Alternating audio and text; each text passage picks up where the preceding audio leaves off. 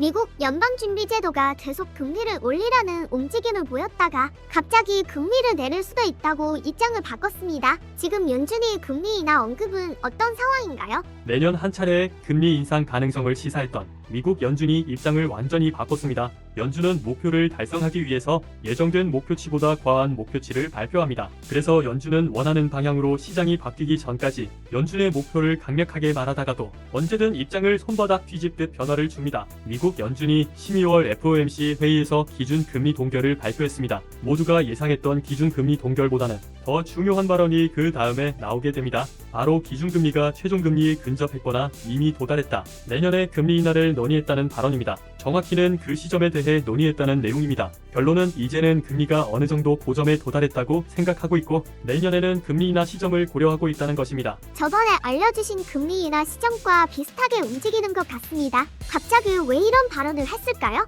금리는 결국 물가를 잡기 위한 명분을 가지고 상승하다가 결국은 유동성 공급과 실업률을 보고 결정할 가능성이 높다고 알려드렸습니다. 그래서 금리 인상에서 금리 인하로 전환하는 시점을 비슷하게 알 수 있었습니다. 또한 미국 증시가 반등 가능성이 있고 산타랠리가 안 나와도 미국 주가가 역사상 최고치를 돌파할 수 있다고 분석해 드렸습니다. 우리는 이런 상황에서 내용을 정확하게 이해하고 대략적인 계획을 세운 후 기다려야 조금 더 안전한 투자를 할 수 있다고 알려드렸습니다. 우선 연준의 발언을 이해하셔야 합니다. 연준은 항상 정해진 방향성을 더 강하게 발언합니다. 시장은 항상 연준의 발언을 믿지 않습니다. 그래서 연준이 0.25%포인트 올린다고 하면 0.5%포인트도 고려해야 합니다. 1년에 2번 인상할 것을 3번 인상하는 게 연준입니다. 이런 부분을 잘 모르는 분들은 연준의 발언이 생뚱맞다, 연준은 믿을만한 이야기를 안 한다, 이렇게 이해하시지만 연준은 시장이 원하는 방향으로 움직일 때까지 강력하게 말해서 목적을 이루거나 너무 강력한 발언으로 문제가 발생할 것만 같으면 입장을 완화하거나 번복합니다. 연준은 그럴 수밖에 없는 입장입니다. 시장은 연준의 입장에서 해석 분석하여 돈을 벌려고 항상 연준을 주목하기 때문입니다. 즉 연준은 돈 버는 정보를 말해주는 사람이라고 보시면 됩니다. 아, 그렇군요.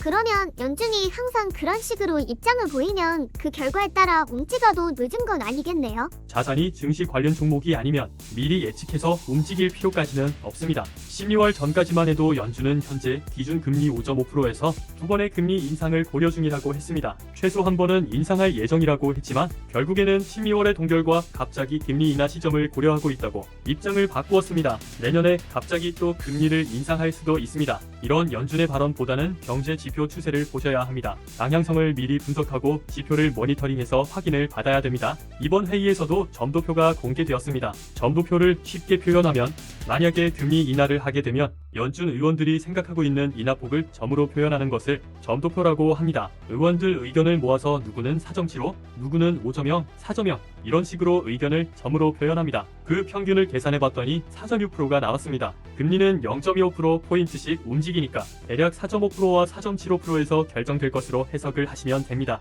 연준 의원들이 기준 금리를 결정하기 때문에 점도표가 금리 방향성을 예측하는 데 중요합니다. 점도표의 포인트는 연준 의원들이 그 당시 경제 지표를 보고 결정하기 때문에 회의 때마다 바뀐다는 것입니다. 연준 의원들 생각의 변화에 집중하시면 됩니다. 12월 회의 상황을 보면 연준 의원들은 금리 인하에 무게 중심을 두고 있습니다. 그래서 시장도 기준금리 4.75%까지는 연준이 목표로 하는 타겟 금리가 될 것이라고 보고 있습니다. 주식시장에서 산타랠리가 나올 상황이긴 했지만 금리 이슈도 같이 나오면서 지수는 사상 최고치를 찍은 상황입니다. 금리는 내릴 때는 보통 0.25%포인트 한 칸씩 떨어집니다. 0.25% 아닌 0.5%가 움직이면 경제적으로 문제가 생겼다고 보시면 됩니다. 일반적으로 금리를 3번 정도 인하하면 4.75%가 되는데 내년 회의에서 3번 정도 금리를 인하할 것이다 라고 시장은 예상하고 있습니다. 그럼 갑자기 금리를 왜 내릴까요? 이렇게 주장을 급하게 변경한 경제적 이유를 알고 싶습니다. 금리를 인하할 이유가 생겼기 때문입니다. 소비자 물가지수가 이번 달에 3.1% 나왔습니다. 연준의 파월 의장이 목표로 하는 물가지수는 2%입니다. 소비자 물가지수가 2%대 진입을 하게 되면 천천히 경제 상황을 봐야 합니다. 경기 침체가 온 다음 금리를 인하하는 것은 의미가 없기 때문입니다. 칠면조 요리에 비유하기도 하는데 90%가 익은 상태에서 안을 더 익히려고 오븐의 온도를 유지하면 겉은 타버린다는 비유가 있습니다. 3%대 초반에 진입하면 미리 준비를 해야 된다는 의미로 연준 의장이 이번 금리 인하 발언을 했다고 보시면 됩니다. 올해는 정치적으로 대선이 있어서 연준 입장에서는 경제 위기를 만든 무능한 사람으로 역사에 남기 싫은 것도 이런 변화에 한몫했다고 생각합니다. 내년에는 경기가 안 좋아질 것은 확실합니다. 그래서 미국은 금리를 미리 내려서 충격을 완화하려고 하는데 미국하고 한국의 금리 차이는 2%입니다. 즉 미국이 2% 높은 상황입니다. 한국은 미국 금리 인상을 예상해서 시중금리를 빠르게 올려서 경기 침체가 빨리 왔습니다. 개인적으로 부동산 가격이 폭등하면서 미국 금리보다 한국 금리가 빨리 상승해도 관리를 안 한 측면이 있는 것 같습니다. 부동산이 폭락하고 한참 뒤에 과도한 금리 인상 속도를 문제 삼고 제지했기 때문입니다. 한국은 경기 침체가 빨리 와서 기준금리도 미국만큼 상승을 시키지 못했습니다. 그래서 미국이 금리 인하를 한다고 해도 바로 한국은행은 금리를 인하하지 못할 수 있습니다. 금리는 고금리에서 바로 저금리로 내려가지 않습니다. 즉 중금리에서 한번 멈추고 오랜 기간을 유지하면서 자산 가격을 조정합니다. 아, 그렇군요. 사람들이 빠르게 저금리로 내려간다는 사람들이 있는데 저금리로 바로 내려가지 않는군요. 네, 중금리에서는 버블이 너무 많이 빠진 자산 가격은 올리고 버블이 아직 많이 남아있는 자산 가격은 추가 하락을 하는 구간입니다. 버블과 초인플레이션이 발생했기 때문에 갭 조정을 통해서 가격선을 맞추는 작업을 하는 구간입니다. 안정적으로 가격 변동이 줄어들 때까지 중금리를 유지합니다. 그래서 중금리 기간에서 오래 기간 있을 수 있습니다. 자산은 기본적으로 버블이 모두 존재합니다. 버블이 없는 선까지 가격이 조정되는 것을 말하는 것이 아니라는 점을 인식하셔야 합니다. 이처럼 지금 인하 발언은 여러 가지 뜻이 숨겨져 있습니다. 작은 이유들이 모여서 이런 행동이 나왔다고 보시면 됩니다. 미국이 금리를 인상할 때 한국은 계속 동결했습니다. 이때 외환 위기가 오고 나라가 망한다고 했는데 사람들이 말한 그런 일들은 없었습니다. 지금 어떤 상황인가요? 미국이 금리를 올리는데 한국이 안 올리면 큰 문제가 생길 것처럼 주장하는 전문가와 언론이 문제가 있다고 알려드렸습니다. 한국은행이 감당이 가능하니까 동결하는 것입니다. 환율 상승을 보면 2% 정도는 커버가 가능하다고 알려드렸습니다. 쉽게 환율을 방어할 수 있다는 것은 금리 차이를 극복할 수 있다는 말이 되기 때문입니다. 한국은행에서 볼 때는 환율이 조금 상승하는 것이 금리를 올려서 가계부채가 터지는 것보다 낫다는 판단을 했다고 알려드렸습니다. 이는 당연한 결정입니다. 이러한 이유로 한미 금리 차이가 2% 발생된 상황에서 미국이 한 번 더 금리를 인상하면 한국도 금리를 올려야 하는 상황이었습니다. 그래서 미국이 기준금리를 한 번 더 올리면 한국도 어쩔 수 없이 금리를 올리는 상황이 올 수 있다고 알려드렸습니다. 그렇군요. 역설적으로 우리가 금리를 못 올렸다는 것은 국가 경제력에 대한 자신감이 없지만 반대로 이야기하면 환율 변동성을 감수할 만큼 부채 위기가 심각했고 경기 침체가 크게 나왔다는 뜻이군요. 맞습니다. 정확하게 이해를 하셨습니다. 왜 그런 선택을 할 수밖에 없었는지를 고민해야 좋은 분석을 할 수 있습니다. 이제 미국이 기준 금리를 내리기 시작할 건데 내년에 언제 인하할지는 알 수 없습니다. 개인적인 분석으로는 6월달에 할 것으로 보고 있습니다. 미국 은행에게 유동성을 공급하던 정책이 내년 1월에 마감하면서 빠르면 3개월부터 유동성이 잠기는데 미국 경기가 생각보다 빠르게 위축이 되면 3월부터 금리 인하가 될 수 있습니다. 하지만 3월부터는 대선을 준비하면서 돈을 풀 수 있어서 금리 인하는 6월로 보고 있습니다.